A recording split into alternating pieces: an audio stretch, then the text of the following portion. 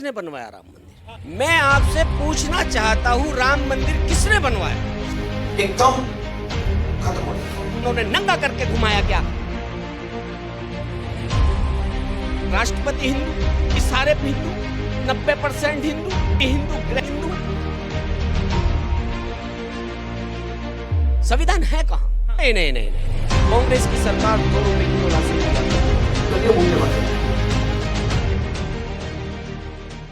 लोकसभा चुनाव के डेटों का ऐलान हो चुका है। ऐसे में सारी पार्टियां अपने अपने प्रत्याशी को उतार चुकी है। कहीं कांग्रेस अपना दावा ठोक रही है, तो कहीं बीजेपी, कहीं पर आम आदमी पार्टी, तो कहीं पर टीएमसी। अब इस पार्टी में जो है सबसे बड़ा नाम जिस तरफ पार्टियों का आता है वो कांग्रेस, और अगर दूसरी तरफ देखें तो बीजेपी। मुकाबला सीधा है, प्रधानमंत्री कौन बनेगा। एक तरफ चेहरा साफ है तो दूसरी तरफ चेहरा अभी तक बताया नहीं गया कि प्रधानमंत्री के पद पे किसको बिठाया जाएगा। इस चीज को लेकर हमारे साथ बातचीत करने के लिए कांग्रेस के जिला प्रवक्ता मौजूद हैं, उनसे जुड़ते हैं, बातचीत करते हैं। क्या नाम है सर? मेरा नाम नसरुद्दीन मंसूरी है। अच्छा मंसूरी साहब, क्या कहेंगे कांग्रेस को लेकर, क्या स्थिति है अभी? देखिए, चुनाव नज़दीक है और अभी कांग्रेस ने अपना कोई कैंडिडेट घोषित किया नहीं है। बाकी 2024 में हम यही कोशिश करेंगे कि कैसे भी कर करके संविधान को सही तरीके से बचाया जाए, क्योंकि आज देश में संविधान तो बचा नहीं।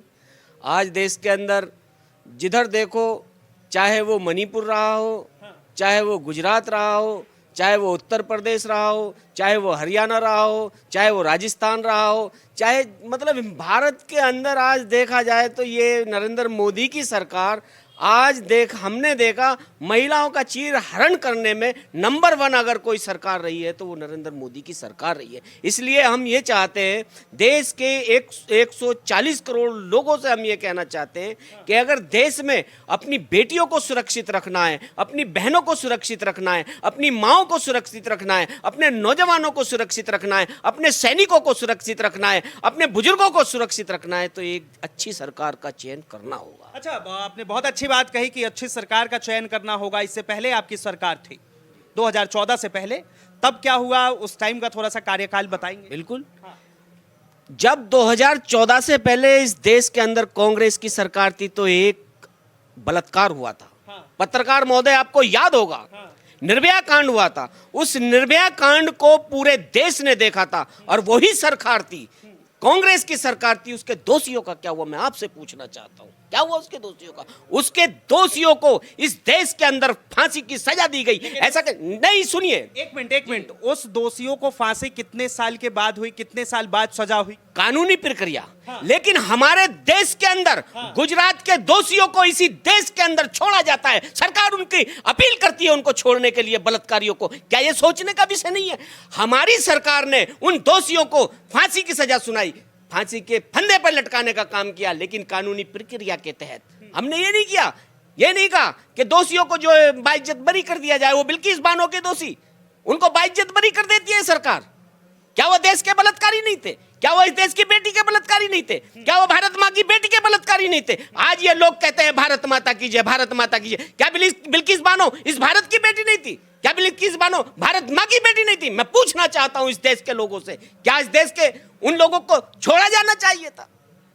ये बहुत गंभीर विषय है, क्योंकि देखिए, कहीं ना कहीं जब चुनाव आता है तो हमें जातियों में बांट दिया जाता है, जब चुनाव आता है तो हमें धर्मों में बांट दिया जाता है। मैं कहना चाहता हूं इस देश के 140 करोड़ लोगों से, ना आप हिंदू हो, ना आप मुस्लिम हो, ना आप सिख हो, ना आप ईसाई हो, केवल आप संविधान को मानने वाले हो, आप भारतवासी हो। इसलिए आपको एक अच्छी सरकार चुननी होगी, आपको संविधान को बचाना होगा, आपको इस देश की बेटियों को बचाना होगा। अभी उत्तर प्रदेश के अंदर देख लीजिए, उत्तर प्रदेश के अंदर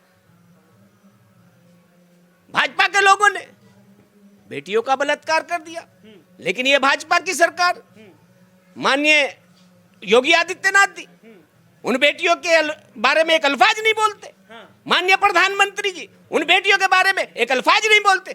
देखिए, मैं कहना चाहता हूं, दोषी का कोई धर्म नहीं होता, आतंकवादी का कोई धर्म नहीं होता, गुनाहगार का कोई धर्म नहीं होता। जिसने गुनाह किया है उसको उसकी सजा मिलनी चाहिए। 2 दिन पहले बदायूं कांड आपने सुना होगा, किस तरह से 2 छोटे छोटे बच्चे को काट दिया जाता है। क्या कहेंगे उसको लेकर? देखिए मैंने अभी क्या कहा, जिसने जो गुनाह किया उसको उसकी सजा मिलनी चाहिए। अगर उस व्यक्ति ने गुनाह किया, उन बच्चों को कत्ल किया, तो उसका कत्ल हुआ, उसका एनकाउंटर हुआ। लेकिन उसी देश के अंदर, उसी प्रदेश के अंदर हिंदू की बेटी का बलात्कार हो गया, और वही सरकार, वही मुख्यमंत्री, वही प्रधानमंत्री, वही गृह मंत्री, वही रक्षा मंत्री वहां पर क्यों नहीं बोले? क्या ये सोचने की बात नहीं है? ये समझने की बात है। एक तरफ 2 बच्चों का कत्ल हो गया तो उसको एनकाउंटर कर दिया गया, लेकिन उसी तरफ हिंदू बेटी का बलात्कार हुआ, उन दोषियों को छोड़ने का काम किया, उन पे कोई एफआईआर नहीं, उन पे कोई जांच नहीं। ऐसा कैसे चलेगा? पत्रकार महोदय आप बताइए। एक बात बताइए, जिस तरह से अभी सरकार की रणनीति है, लगातार काम कर रही है, उनका कहना है कि हमने लोगों को राशन दिए, चाहे वो राम मंदिर बनवाया हो। आपके भी सरकार थी, आपकी सरकार ने राम मंदिर क्यों नहीं बनाई? ये भी सवाल उठ रहे हैं। किसने बनवाया राम मंदिर? हाँ। आप बताइए किसने बनवाया राम मंदिर का जो कार्य है वो अभी खत्म हुआ है, तो इस वजह से सवाल तो आप पे उठेंगे, कांग्रेस पे सवाल उठेगी, क्योंकि पिछले 70 सालों से जब कांग्रेस की सरकार थी तब राम मंदिर क्यों नहीं बना? मैं आपसे पूछना चाहता हूं, राम मंदिर किसने बनवाया? सिर्फ मैं आपसे इतना पूछना चाहता हूं, आप ये बताइए किसने बनवाया राम मंदिर? किसने बनवाया? क्या देश की मौजूदा सरकार ने राम मंदिर बनवाया? बताइए। क्या नरेंद्र मोदी जी ने राम मंदिर बनवाया? मैं आपसे पूछना चाहता हूं, क्या आप बता सकते हैं कि राम मंदिर किसने बनवाया? राम मंदिर इस देश की लोकतांत्रिक अदालत ने बनवाया, इस देश की संविधान ने राम मंदिर बनवाया। अगर नरेंद्र मोदी जी में ताकत थी, मैं ऑन कैमरा कहना चाहता हूं, आपके चैनल के माध्यम से कहना चाहता हूं, अगर नरेंद्र मोदी जी में ताकत थी राम मंदिर बनवाने की और राम को लाने की, तो फिर मस्जिद कैसे आ गई इस देश के अंदर? अगर मोदी जी ने राम मंदिर दिया तो मस्जिद किसने दी? मैं ये पूछना चाहता हूं। मस्जिद भी इसी देश के अंदर बनने जा रही है, उसी प्रदेश के अंदर बनने जा रही है। लेकिन एक तरफ मोदी जी कहते हैं कि मैंने राम मंदिर दिया, तो मैं पूछना चाहता हूं नरेंद्र मोदी जी, बाबरी मस्जिद देने का काम किसने किया? ये मंदिर नरेंद्र मोदी जी ने नहीं दिया, ये मंदिर दिया हमारे देश की न्यायपालिका ने। जिस न्यायपालिका ने मंदिर देने का काम किया, उसी न्यायपालिका ने इस देश की महिलाओं को 3 तलाक से मुक्ति तो दिलवाया, इस देश के एक राज्य से 35 से तो हटाया। 3 तलाक, आपने 3 तलाक पे बहुत अच्छी बात कही। मैं पूछना चाहता हूं, 3 तलाक से हिंदू महिलाओं को क्या मिला? बात हिंदू और मुस्लिम महिलाओं की नहीं, नहीं, ये तो बहुत जरूरी, देखिए सुनिए, ये तो बहुत जरूरी मुद्दा बन जाता है पत्रकार महोदय। 3 तलाक खत्म करने के लिए एक कानून लाया गया, लेकिन वो जो हिंदू बेटी अपने लिए, साक्षी मलिक जो अपने लिए जंतर मंतर पर धरना देकर रोती रही, बिलखती रही, उस बेटी की आवाज कौन उठाएगा?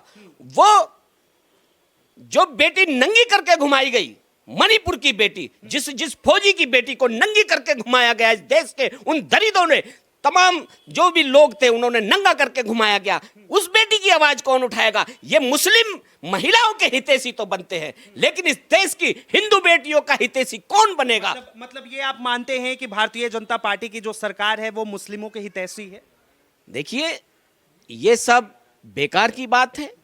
केवल मुस्लिमों को दिखा करके हिंदुओं को डराया जाता है कि मुस्लिम है, हिंदुओं को मुस्लिमों से खतरा है। तो मैं एक बात कहना चाहता हूं, जिस देश के अंदर आज की मौजूदा सरकार में राष्ट्रपति हिंदू, मुख्यमंत्री सारे हिंदू, सारे आईएएस आईपीएस 90% हिंदू, देश का प्रधानमंत्री हिंदू, गृह मंत्री हिंदू, रक्षा मंत्री हिंदू, उस देश के अंदर अगर आज भी हिंदू खतरे में, तो मैं समझता हूं इस देश के प्रधानमंत्री को अभी इस देश से प्रधानमंत्री। बहुत अच्छी बात कही आपने कि इस देश के राष्ट्रपति हिंदू, सीएम हिंदू, प्रधानमंत्री हिंदू, लेकिन इसका मतलब ये तो नहीं हो जाएगा कि देश संविधान से हटके चले?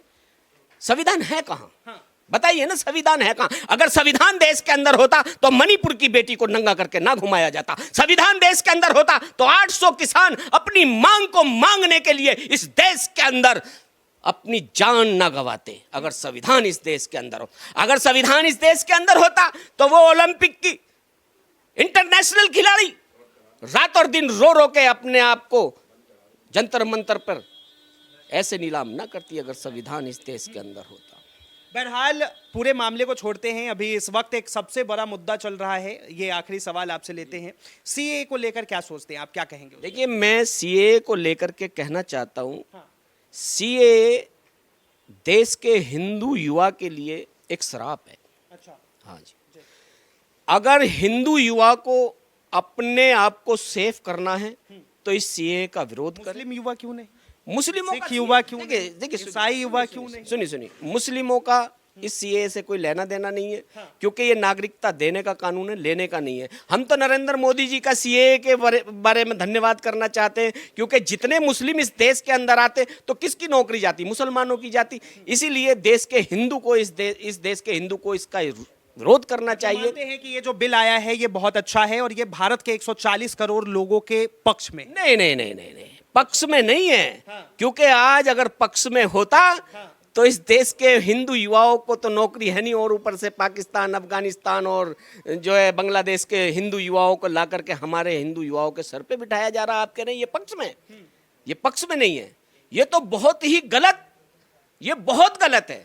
क्योंकि अपने देश की बेटियों की तो इनसे हिफाजत नहीं हो रही। बात करते पाकिस्तान की हिंदू बेटी की हिफाजत करना, अरे भाई पहले अपने देश की बेटियों की हिफाजत करो। और मैं एक बार और कहना चाहूँगा, चलते चलते पत्रकार महोदय, आपके चैनल के माध्यम से देखिए, देश के अंदर अभी आपने पूछा था, कहा था कि राशन, तो मैं ये कहना चाहता हूँ, ये कांग्रेस की सरकार है।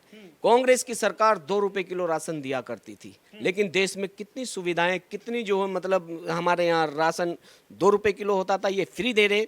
लेकिन सिलेंडर हमारे कांग्रेस की सरकार में 400 रुपए का हुआ करता था। पेट्रोल डीजल के रेट भी बहुत कम हुआ करते थे। तो देखिए, मैं आप लोगों से कहना चाहता हूं, देश के तमाम 140 करोड़ लोगों से, कि एक अच्छी सरकार चुने, देश में अपने हक के लिए, अपने बच्चों के हक के लिए सरकार चुने। बहुत बहुत धन्यवाद। एक आखिरी सवाल, आप जो है कांग्रेस पार्टी से, अगर कांग्रेस पार्टी आपकी जीतती है, इंडिया अलायंस जीतता है, तो किसको प्रधानमंत्री का दावेदार बनाएंगे? देखिए, कांग्रेस का इतिहास रहा है, जब से देश आजाद हुआ कांग्रेस ने कभी भी प्रधानमंत्री घोषित नहीं किया। ये जनता चुनती है प्रधानमंत्री कांग्रेस का, और आने वाले समय में भी 140 करोड़ देश की जनता हमारा प्रधानमंत्री है, और हम अपने 140 करोड़ देशवासियों के साथ कंधे से कंधा मिला करके खड़े हैं। जो देश की जनता कांग्रेस का प्रधानमंत्री चुनेगी, कांग्रेस का प्रधानमंत्री वो होगा, इंडिया का प्रधानमंत्री वो होगा। बहुत बहुत धन्यवाद तमाम जानकारी साझा करने के लिए। साफ तौर पर आपने सुना, ये जिला प्रवक्ता हैं